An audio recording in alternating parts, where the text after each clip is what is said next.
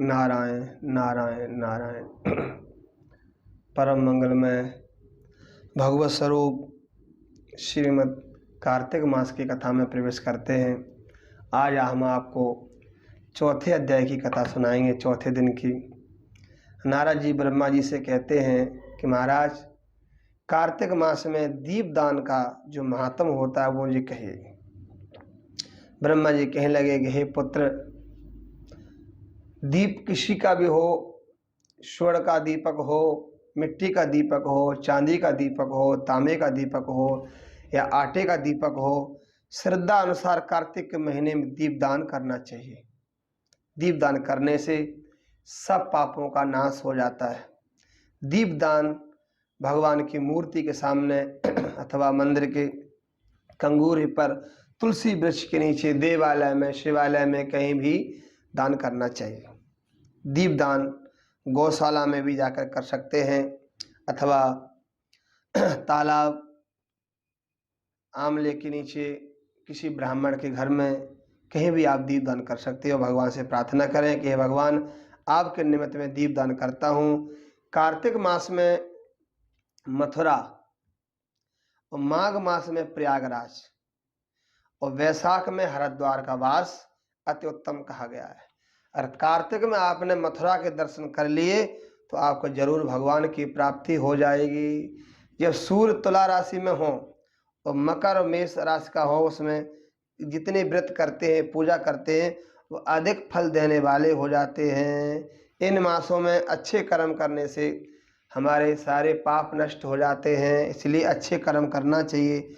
जैसे सूर्योदय होने से अंधकार भाग जाता है और वज्र से पर्वत और गरुड़ के भय से सर्प भाग जाते हैं और पवन के भय से मेघ छिन्न भिन्न हो जाते हैं आकाश में, और ज्ञान से हमेशा दुख मिट जाता है और सिंह के भय से मृग भाग जाते हैं, वैसे ही मथुरा के दर्शन करने से ही जीवन के सारे पाप भाग जाते हैं।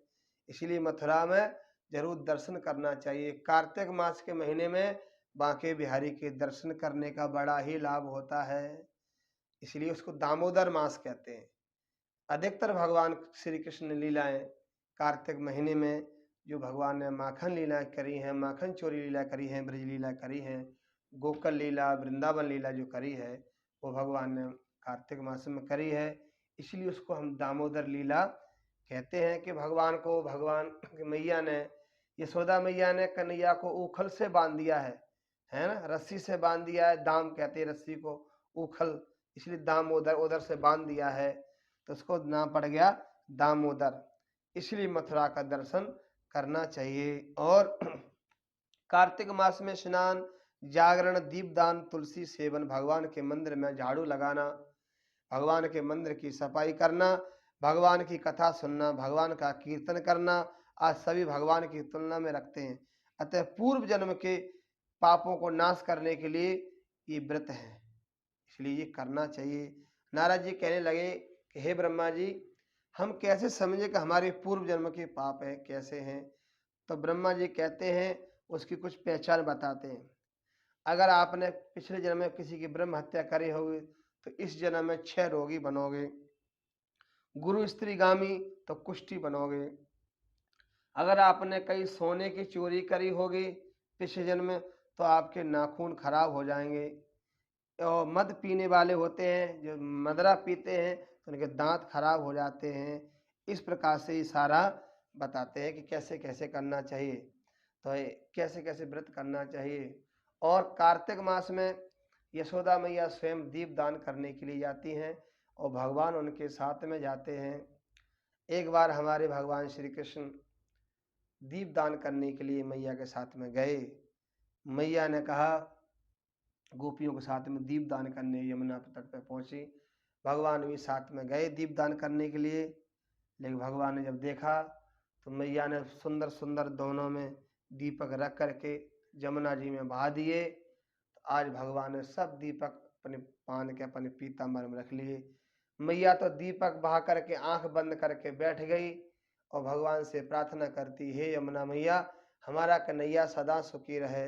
लेकिन जैसे भगवान ने देखा मैया तो आंख बंद करें बैठी है, दीपक सब बहते जा रहे हैं नदी में, यमुना मैया में।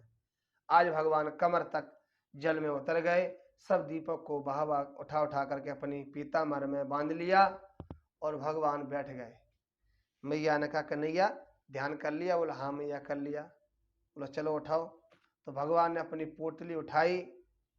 मैया ने कहा इसमें क्या है?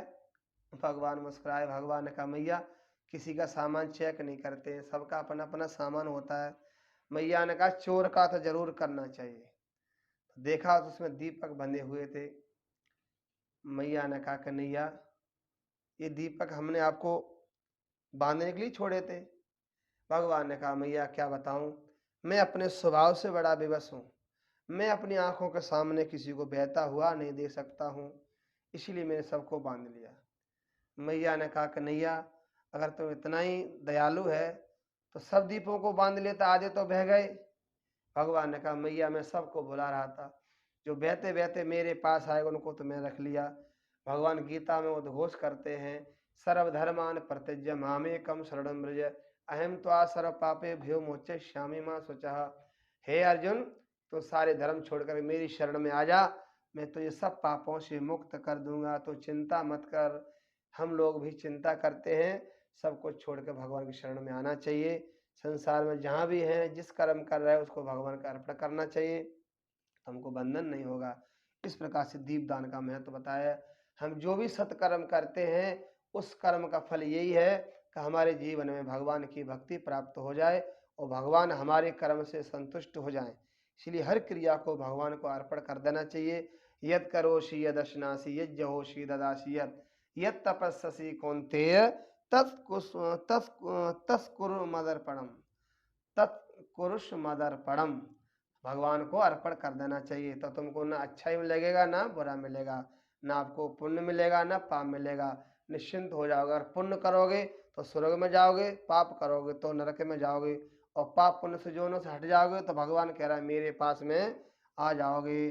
बोल भक्त वत्सल भगवान की जय। इस प्रकार से चौथा अध्याय समापन हुआ। ओम नारायण नारायण नारायण।